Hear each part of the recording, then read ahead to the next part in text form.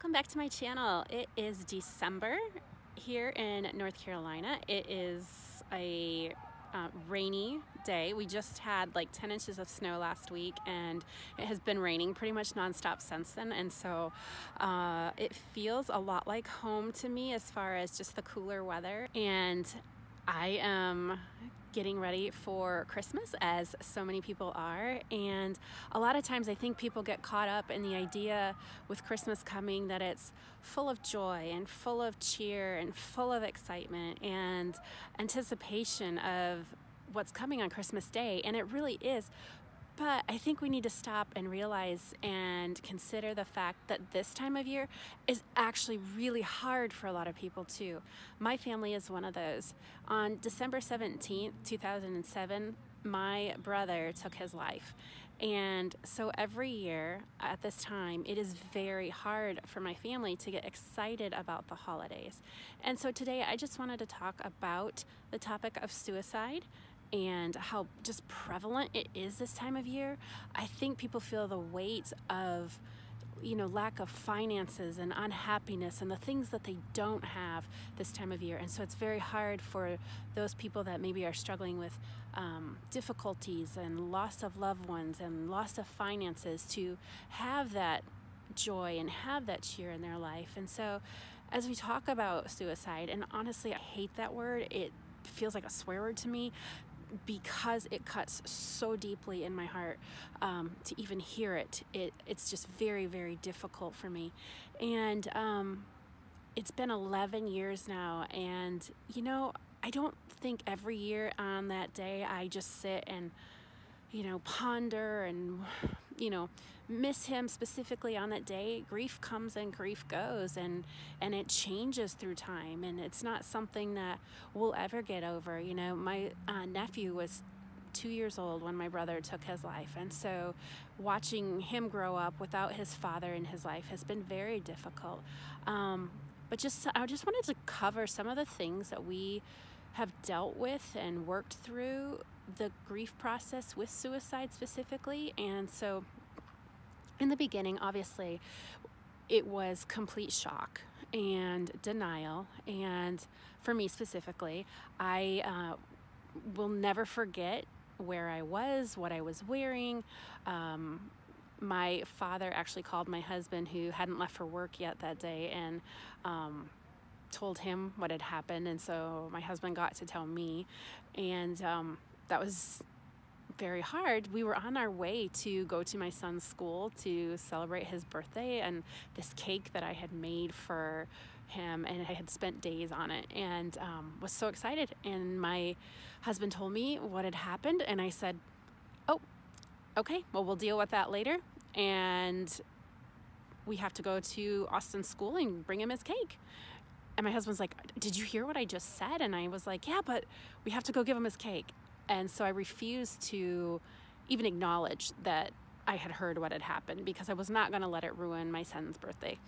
And we went and gave him his cake and had his party at school. And then we left immediately after school and, headed to Michigan to be with my family. But as the days and the weeks unfolded, we found out that my brother had left a note. That's something that's kind of comforting, but yet it's not, because my brother specifically named 2 people in his note that he blamed or said was the reason that he chose to end his life. And we know ultimately, he was an adult. He was 33 years old. He made the choice on his own. No one made him do it. However, those people definitely attributed to his choice. Those people were aware that he had tried it before even, and did not do anything to help him. And I would say that my brother definitely had some depression. He was made fun of his entire life. We went to a private Christian school growing up, but that did not protect him from severe bullying, as far as being shoved in a locker, locked in a janitor's closet. Those were some of the bigger ones, but there was the daily being made fun of. And it was just something that haunted him and followed him his whole life. And so when those that are around him were not supportive and were not encouraging, and were demeaning to him, that was very hard for him as well. And he never felt like he was good enough. He never felt like no matter what he did. My brother, gave plasma to support his family and worked and, would take the last bus out of town to go give that plasma at night after working all day, and then would walk back home a couple miles in the dark, in the snow, with duct tape on his shoes. I know this sounds like a major sob story, but I mean, this literally was his life. This was what he was doing, and yet it wasn't good enough, and it wasn't enough, and he made the choice to end his life because he believed that divorce was wrong.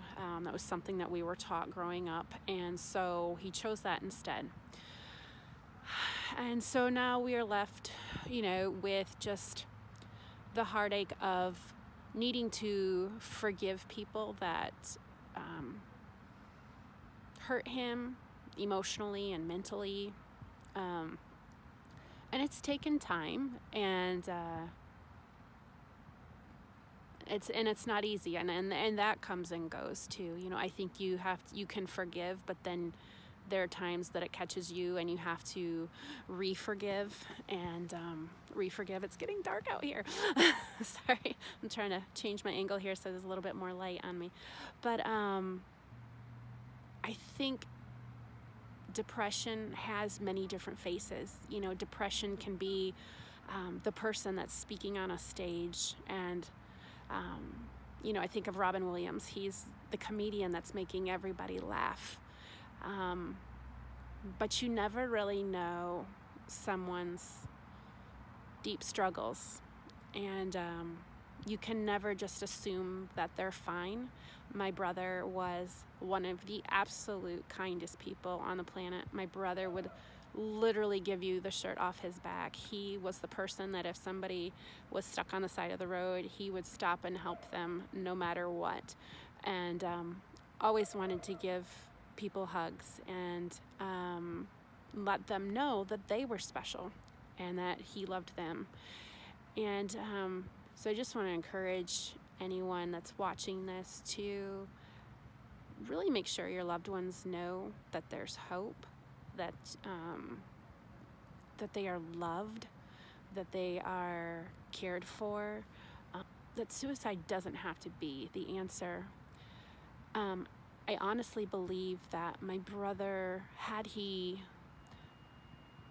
had the mental capacity to truly understand the finality of his decision and what that meant for his son growing up, I truly believe, and the hurt that it caused our family and continues to cause, I really don't think he would have made that decision because he cared too much for people.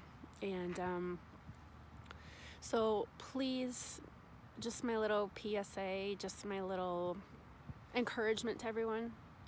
When you're going about this holiday season, Christmas is about a week away. You see people out and about shopping and buying things and trimming their trees and getting their groceries and whatever. Don't just assume that they're okay.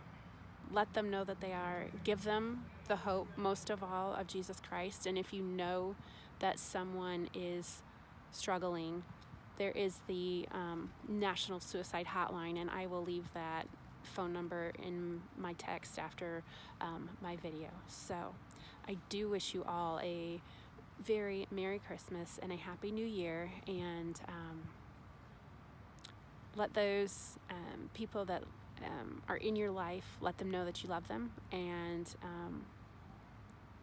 always keep your eyes open, and you could help save a life. You never know. If you have any other questions about suicide, about how it's affected my family, signs of depression, anything like that, please leave those in the comments. I would love to answer those for you. And if you want to stay up to date on our family, just subscribe and hit the little bell, and that'll send you any notification when I publish new videos. Take care. Love y'all. Bye.